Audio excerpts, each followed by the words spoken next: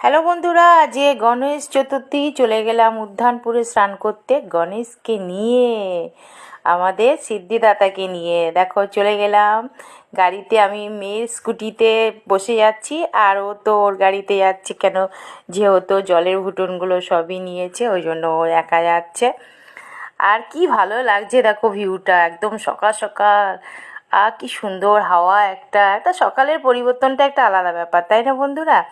তো চলো টাটা, আমি উদ্যানপুরে গিয়ে তোমাদের আবার দেখা হচ্ছে।